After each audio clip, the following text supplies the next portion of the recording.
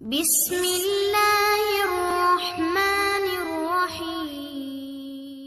السلام علیکم۔ عذاب قبر سے بچانے والی 8 چیزیں۔ فقیہ ابو لیث رحمۃ اللہ علیہ فرماتے ہیں، عذاب قبر سے بچنے کے لیے 4 چیزوں پر عمل اور 4 چیزوں سے پرہیز بہت ضروری ہے۔ جن 4 باتوں پر عمل ضروری ہے وہ یہ ہیں: نمبر 1 نماز کی پابندی، نمبر 2 قرآن کی تلاوت، نمبر 3 صدقہ کی کثرت، نمبر 4 تسبیحات کی کثرت۔ اور ان 4 باتوں سے بچنا ضروری ہے: نمبر 1 جھوٹ سے، نمبر 2 خیانت سے، نمبر 3 چغلی سے، نمبر 4 پیشاب کی چھینٹوں سے۔ آپ صلی اللہ علیہ وسلم نے فرمایا، پیشاب کی چھینٹوں سے بچو، عام طور پر اسی کی وجہ سے عذاب قبر ہوتا ہے۔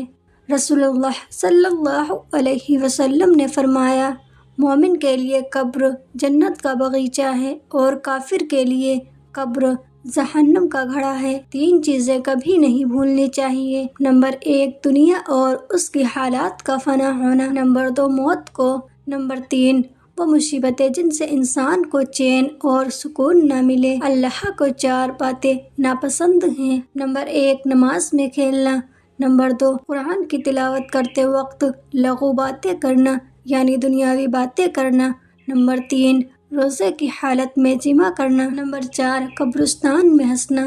موت کا ذائقہ۔ حضرت عیسیٰ علیہ السلام سے کسی نے کہا کہ آپ تازے مردے کو زندہ کرتے ہیں، کسی پرانے مردے کو زندہ کر کے دکھائیں۔ اس کے مطالبے پر آپ نے شام بن نوح علیہ السلام کو اللہ کے حکم سے زندہ کیا۔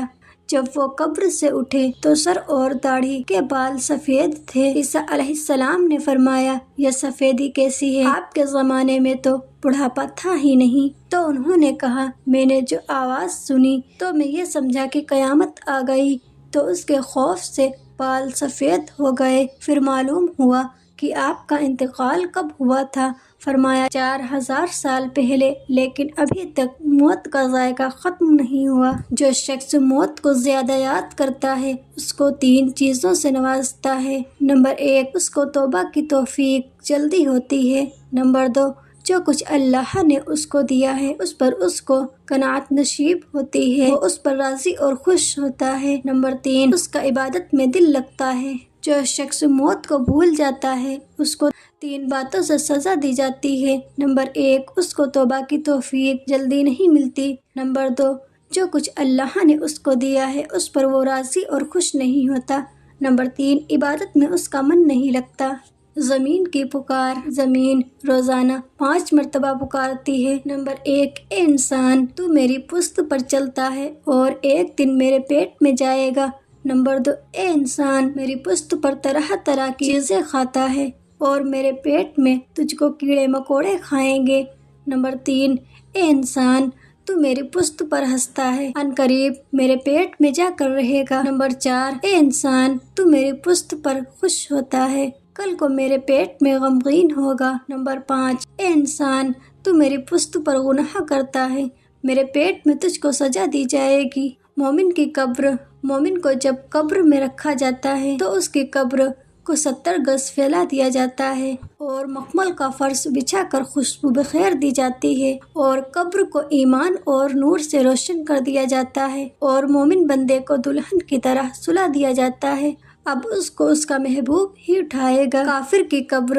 کافر کی قبر کو اتنا تنگ کر دیا جاتا ہے کہ اس کی پسلیاں ایک دوسرے سے گھس جاتی ہیں اور اونٹ کی گردن جیسے سانپ اس پر چھوڑ دیے جاتے ہیں جو اس کا گوشت کھاتے رہتے ہیں اور گونگے بہرے فرشتے ہتھوڑے سے اس کی پٹائی کرتے رہتے ہیں۔ اس پر صبح شام آگ پیش کی جاتی ہے۔ اے عرش اعظم کے مالک، اے فرشتوں کے معبود، اے عزت اور ذلت کے مالک، اے بیماریوں سے شفا دینے والے، اے بادشاہوں کے بادشاہ، اے اللہ، ہم تیرے گنہگار بندے ہیں، تیرے خطا کار بندے ہیں، ہمارے گناہوں کو معاف فرما، ہماری خطاؤں کو معاف فرما۔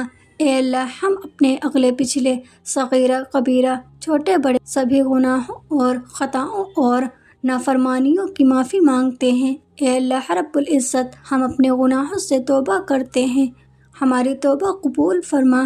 اے اللہ، ہم سب کو قبر کے عذاب سے بچا۔ اے اللہ، ہماری دعا کو قبول فرما۔